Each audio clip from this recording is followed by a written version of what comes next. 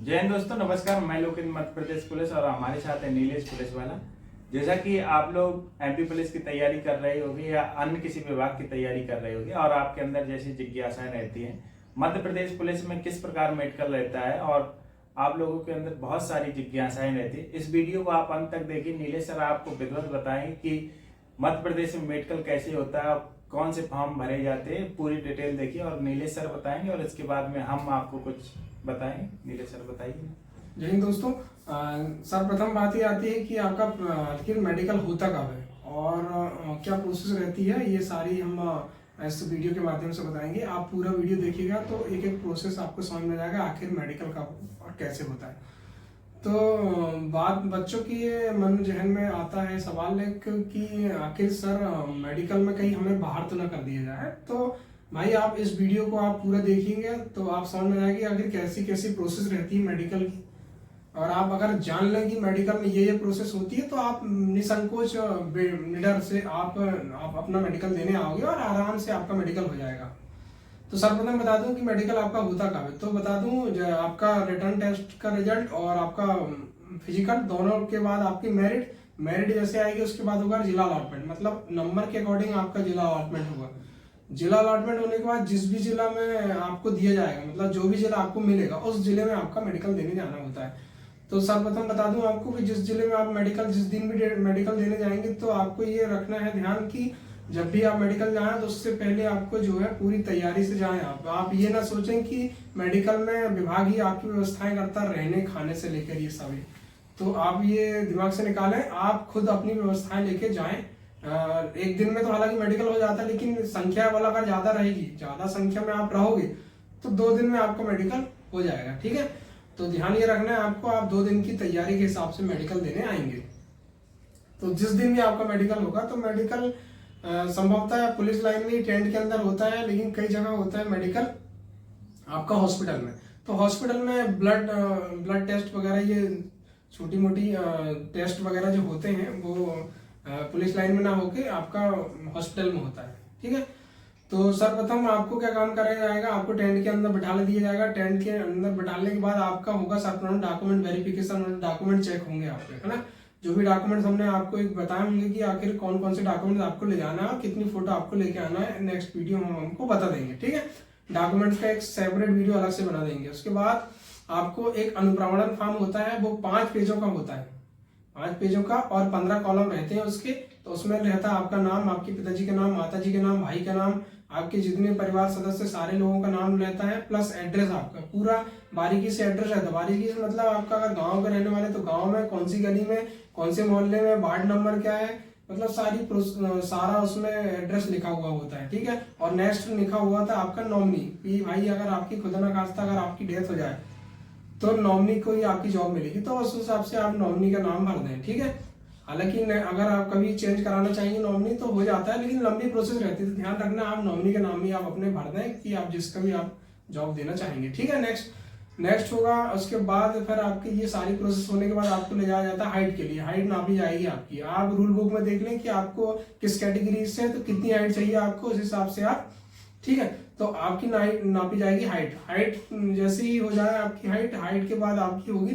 ध्यान ये रखना है, गर्ल्स के लिए अलग टीम रहेगी, महिला टीम रहेगी हमारी, बॉयज के लिए बॉयज टीम रहेगी। ठीक है, तो ये सब प्रोसेस जो है महिला पुलिस बल और हमारे पुलिस बल दोनों रहते हैं। ठीक है, हाइट नापने के लिए और तुम्हारा सारी प्रोसेस के लिए। ठीक है, नेक्स्ट आपको ले जाया जाएगा चेस्ट के लिए। ठीक है, चेस्ट के लिए आपको ले जाया जाएगा। चेस्ट में ध्यान रखना है, अगर आपको रूल बुक देख लेना कितना चेस्ट चाहिए आपको। लगभग 80 चेस्ट तो चाहिए, 5 सेंटीमीटर फुलाना पड़ता है, या कई कैटेगरीज वाइज रहता है 85 चाहिए और 5 सेंटीमीटर आपको फुलाना पड़ता है। ठीक है, तो 5 सेंटीमीटर फुलाना अनिवार्य, ध्यान ये रखना 5 सेंटीमीटर आपको फुलाना ही पड़ेगा चेस्ट। ठीक है, चेस्ट की बात बच्चों के सवाल में ये आता है कि सर थोड़ा बहुत चेस्ट कम चले जाएगा, तो बता दूं थोड़ा बहुत चेस्ट चल सकता है, लेकिन अगर ज्यादा कम चेस्ट है आपका तो बाहर कर दिया जाएगा। ठीक है, लेकिन 5 सेंटीमीटर फुलाना अनिवार्य, आपको 5 सेंटीमीटर फुलाना ही पड़ेगा। नेक्स्ट चेस्ट के बाद आपको ले जाया जाएगा नौकनी के लिए। नौकनी में ध्यान ये रखना है, नौकनी प्रॉब्लम क्या होती है आप कई बच्चे नहीं समझते, बता दूं आपको। नौकनी होता है दोनों घुटने के बीच जो होता है, जब खड़ा कर दिया जाता है दोनों घुटने टकराते हैं आपके आपस में। तो नौकनी 2 प्रकार की होती है। एक नौकनी होती है आपकी मांसपेशियों वाली, मतलब दोनों घुटने के बीच मांसपेशियां बढ़ आती हैं, इस वजह से घुटने टकराते हैं। दूसरा आपकी होती है हड्डी वाली नौकनी। अगर आपकी दोनों घुटने के बीच हड्डी अगर बढ़ गई है तो कहीं ना कहीं हड्डी आपको टकराती है, तो आपको दिक्कत हो सकती है, मतलब आपको नौकनी की प्रॉब्लम है। नेक्स्ट नौकनी के बाद आपको ले जाए फ्लैट फुट के लिए। फ्लैट फुट के लिए आपको ले जाने लगा, फ्लैट फुट में एक कपड़ा रहता है, गीला कपड़ा या बोरा रहता है, उसके अंदर आपको इस पर पैर रखाया जाता है, मतलब आपको पैर को एक प्रकार से गीला किया जाता है। उसके बाद फर्श में आपको पैर रखाया जाता है। फर्श में देखा जाता है आपको कि आपके पैरों के बीच आर्च है कि नहीं, ठीक है। आर्च आप समझ सकते हो कि पैरों में जो है आपकी तलवों में ऐसा गैप होना चाहिए, है ना, एड़ी और तलवे के बीच आपने गैप होना चाहिए, ठीक है। तो वो आर्च होना अनिवार्य है, आर्च मतलब होना ही चाहिए, ठीक है। अगर आपको ये आर्च नहीं बन रहा, मतलब कहीं ना कहीं आपको फ्लैट फुट की समस्या है, तो भाई ये आप अपने देख लें, आप सुधार सकते हैं। हालांकि थोड़ा बहुत अगर आर्च बन रहा है आपका तो कोई दिक्कत नहीं, लेकिन ज्यादा अगर पूरा फ्लैट है आपका पैर तो फिर आपको दिक्कत हो सकती है। नेक्स्ट उसके बाद आपको जो है ले जाया जाएगा, जैसे हाइट हो गया, चेस्ट हो गया, नौकनी हो गई, फ्लैट फुट हो गया, ठीक है। उसके बाद ले जाया जाएगा आपको आई टेस्ट के लिए। आई टेस्ट के लिए ले जाया जाएगा। आई टेस्ट में होते हैं आपका एक स्नेलिन आई चार्ट होता है, दूसरा पोर्ट्रेट ई चार्ट होता है। स्नेलिन आई चार्ट होता है आपका गिनती लिखी हुई होती है और आपका ABCD, मतलब उसके बाद आपका लिखा रहता है हिंदी वर्ड। हिंदी वर्ड के मतलब काखा गाघा लिखा रखा हुआ होता है। उसके बाद आपका इंग्लिश मतलब ABCD से लेकर A to Z तक लिखा रहता है। उसके बाद आपके रहते हैं गिनती लिखी रहती है 1 2 3 4 5। तो आपको जो है 6x6 विजन बनना चाहिए। तो ध्यान ये रखना है आपको 6x6 में, उसमें चार्ट में बराबर आप हम चार्ट डाल देंगे, उसमें आप देख लीजिएगा 6x6 विजन कैसे बनता है, ठीक है। तो 6x6 विजन अनिवार्य है। तो ध्यान ये रखना है आपको, एक आंख बंद करके पूछा जाता है, फिर दूसरी आंख आप बंद करके आपको पूछा जाता है, ठीक है। ये सब डॉक्टर की निगरानी में, डॉक्टर की देखरेख में होता है, ठीक है, ध्यान ये रखना है। तो जब आप आंख बंद करते हैं ध्यान ये रखना है आपको, हल्की सी आंख आप बंद करें, दूसरी भी आप जब भी जब आंख बंद करने को कहे डॉक्टर तो ध्यान ये रखना हल्का सा आप हाथ लगाएं और हल्की सी आंख आप बंद करें, पूरी आंख बंद करें, क्योंकि जैसे ही आप दूसरी आंख से टेस्ट होगा तो कहीं ना कहीं आपको अंधेला आएगा, तो फिर दिक्कत हो सकती है टेस्ट करने, ठीक है। तो स्नेलिन आई चार्ट से आपका टेस्ट होगा। स्नेलिन आई चार्ट के बाद होगा आपका कलर ब्लाइंडेड टेस्ट पोर्ट्रेट ई चार्ट से।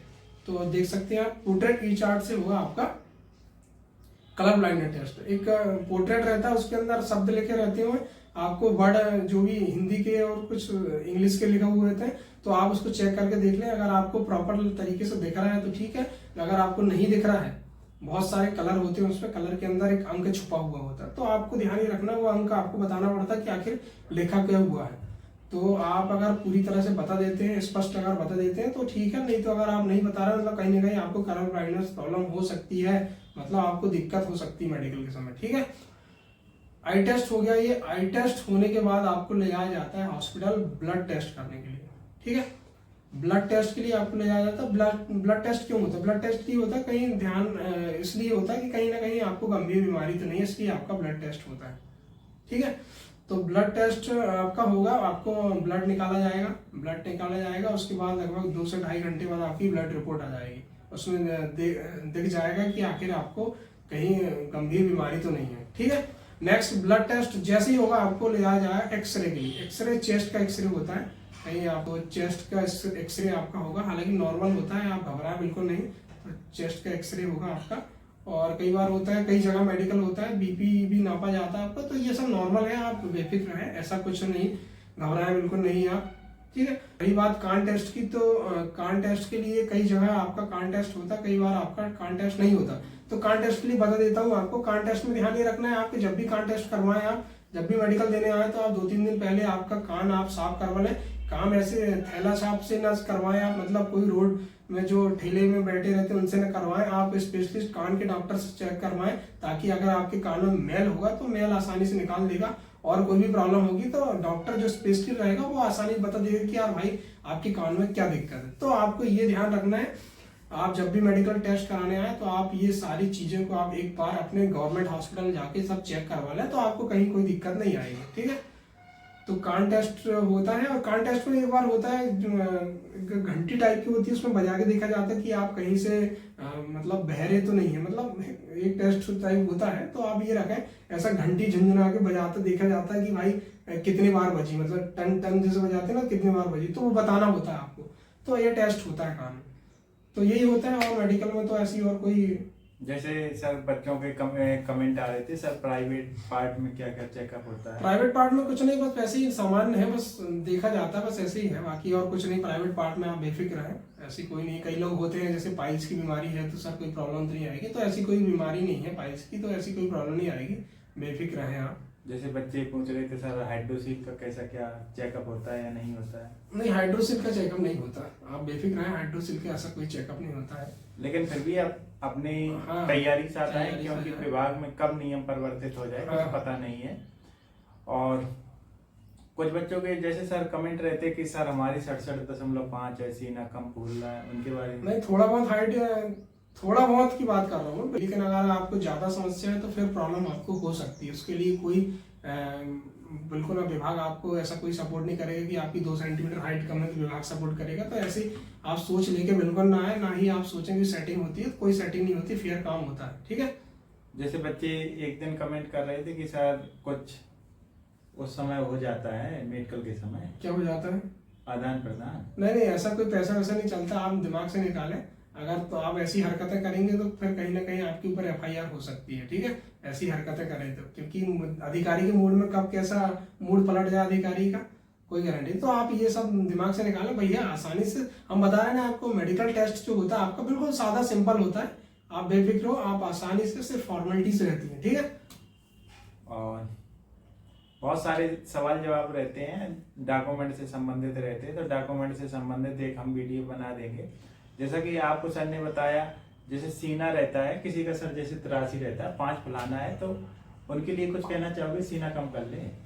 नहीं, सीना तो यार 15 से 20 दिन में सीना आ जाता है यार, आपका सीना कोई बड़ी बात नहीं है, सीना बन जाता है, ठीक है। आप अच्छे खाएंगे और अच्छी बिल्कुल पुशअप लगाएंगे तो कोई दिक्कत नहीं, सीना आसानी से आ जाता है आपका। और जैसे फ्लैट फुट में जैसे किसी बच्चे को समस्या है, उसका क्या कोई समाधान है? जैसे नौकनी की आपने समस्याओं का समाधान बताया था कि नौकनी इस प्रकार दूर की जाए। फ्लैट फुट में तो कोई ऐसा कोई नहीं है, हालांकि ज्यादा मेजर नहीं पूछ, आपका जो ज्यादा मेजर नहीं होता, दिक्कत न ले, आराम से आपका हो जाएगा, ठीक है। नहीं तो आप कोशिश कीजिए जब फ्लैट फुट हो तो अपने पैर को थोड़ा वैसे करके रखें जिससे। और हमारी भी क्या थोड़ा मर्यादाएं होती हैं, उस हिसाब से हम बताते हैं, तो आप बेफिक्र रहें। हम बोल रहे हैं आपको मेडिकल में बिल्कुल टेंशन नहीं लेना, आप आराम से बेफिक्र रहें। हम मर्यादा से बढ़कर हम आपको बता नहीं सकते, ठीक है। तो आप समझ सकते हो अपनी हमारी भावनाओं को, तो आप समझ सकते हो। और आपके बीच हम बढ़िया बढ़िया जानकारी देते रहेंगे और नीलेश सर के साथ आपको हम बढ़िया अवगत कराते रहेंगे। जो भी कोई नई अपडेट आती है हम आपको अवगत कराएंगे।